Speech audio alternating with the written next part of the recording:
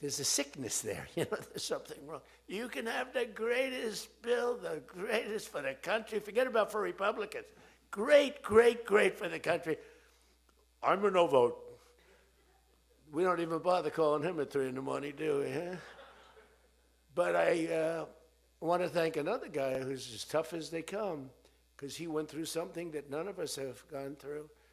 I went through a little shot, but I get that throbbing feeling every once in a while. But what he went through was incredible. And that Steve Scalise, he got hit hard. Where's Steve? Steve.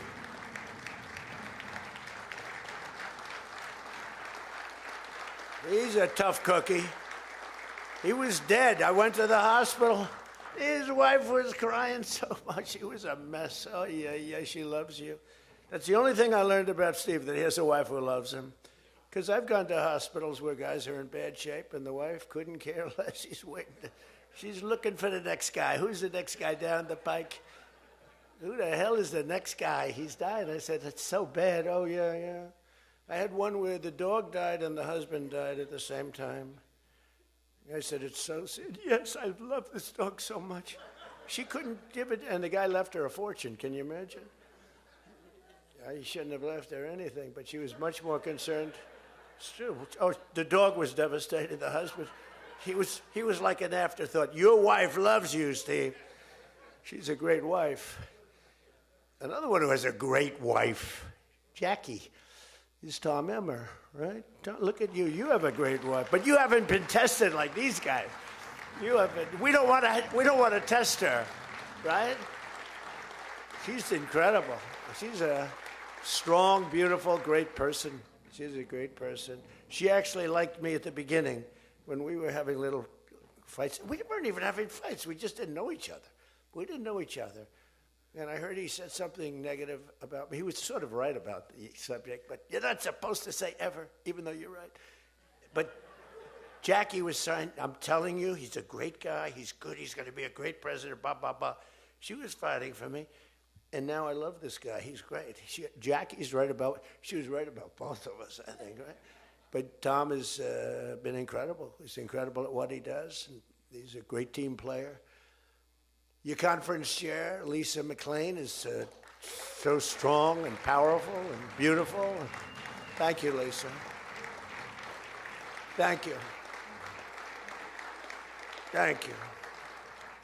And I think their broadcast, we said we don't care if the press comes or not. So when I say that, that means that they're broadcasting all this, and I'm letting my feelings out because it's true. I feel that way about so many people in the room. I could say it about many of the people in the room. Some I don't know as well, but many of the people in the room. They're incredible people. You're incredible what you're doing. We also have another one, Richard Hudson, chairman, NRCC. Richard's always in there. Always with a smile. No matter what's happening, Richard. He always has a smile. He's just a positive guy, smart and positive. Thank you, Richard. Really appreciate it. You do a great job. Republican Policy Committee Chairman, Kevin Hearn. Kevin, where are you, Kevin? Thank you, Kevin. Thank you. Did a great job. Every one of you got to be proud of yourselves. And basically the entire House Republican Conference. It's been really amazing what you've done. And we're going to give you some ammunition today. I said, I'd love to make a speech. The speaker asked me, would you make a speech? I said, sure. You think Biden would do that? Would you make a speech? What? First of all, people wouldn't ask him to make a speech because it never worked out well, right? Could never find the exits. You finish, look, stare here, stare there, stare here. You could jump off the front if you had to. No matter what he did, he got himself into trouble. So basically, they didn't ask him to, but if he did, it wouldn't be good. But it's good with me because, we have so much ammunition. We have ammunition. The problem is the fake news. That's why I like being on. I'd much rather do live television than do non-live because, when they say, as an example in my speech, peacefully and patriotically to the Capitol, peacefully and patriotically. Do you know that the Unselect Committee didn't report it, that I said those words? Do you know that the news never reported the words walk or march peacefully and patriotically to the Capitol? Do you know they never reported it? It's a scandal. The Unselect Committee never reported that. They never reported that Nancy Pelosi was offered 10,000 soldiers, National Guard soldiers, whatever you want. No, I don't want them. And the mayor. The mayors were in writing. She was more honorable about it. But Nancy got caught when her daughter did a documentary. She's a documentariess. And she has her mother saying, it's my fault. I should have taken the soldiers or something. I saw that in the documentary. I said, whoa, this was a major story.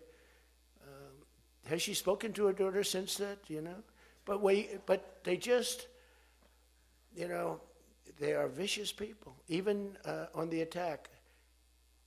And it was an amazing military feat that took place yesterday. Think of it, an amazing military.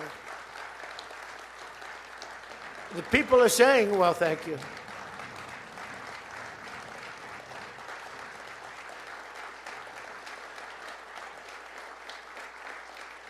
You know, people are saying it goes down with one of the most incredible. It was so complex, 152 airplanes, many, talk about boots on the ground. We had a lot of boots on the ground. But it was amazing. And think of it, nobody was killed. And on the other side, a lot of people were killed. Unfortunately, I say that, soldiers. Cubans, mostly Cubans, but many killed. And they knew we were coming, and they were protected, and our guys weren't. You know, our guys are jumping out of helicopters, and you're not protected, and they were. But it was so brilliant. The electricity for almost the entire country was, boom, turned off. That's when they knew there was a problem. There was no electricity. Caracas said, there's no electricity. It's not the only people with lights were the people that had candles. It was just off. So we sort of got them a little by surprise. But it was brilliant tactically. It was an incredible thing. But I watched where Schumer, he's such a bad guy. I mean, I've known the guy for a long time, and he's such a bad guy. You know, at some point they should say, you know, you did a great job. Thank you. Congratulations. Wouldn't it be good?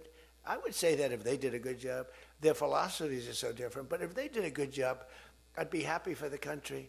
They've been after this guy for years and years and years, and, you know, he's a violent guy. He gets up there and he tries to imitate my dance a little bit. But he's a violent guy, and he's killed millions of people. He's tortured. They have a torture chamber in the middle of Caracas that they're closing up. But he's tortured people, and now what they do, the radical left, they actually have people, and it's hard to get them. They're all paid people. Most of these people are paid. You know they're paid when they have brand new, beautiful printed signs by like the highest quality printer, and you have a woman, free Maduro, and the sign is before we even did the attack. You know, free Maduro. Why do you want him freed? I don't know, but he should be free. Oh, she reads the sign. What does that say? It says free. Well, that's what I believe. And you know, you see the sign. It's like, Lisa, we should all have quality signage like that. The one thing I want their sign maker. The guy is great. He does beautiful signage. You know, the old days was better when they used to write out their own sign, wasn't it? They'd make a sign in the basement.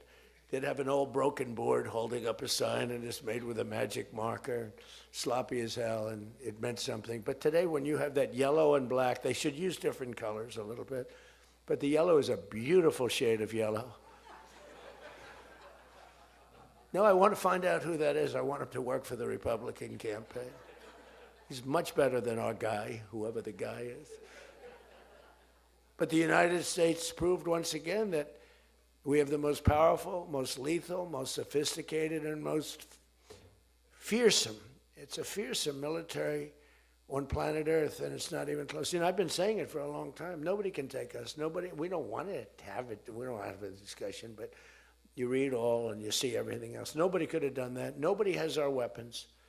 Nobody has the quality of our weapons. The problem is we don't produce them fast enough. We're going to start producing them much faster. We're going to be very tough on the companies. We have the best weapons in the world, but it takes too long to get them, including allies. When allies want to buy them, they have to wait 4 years for a plane, 5 years for a helicopter.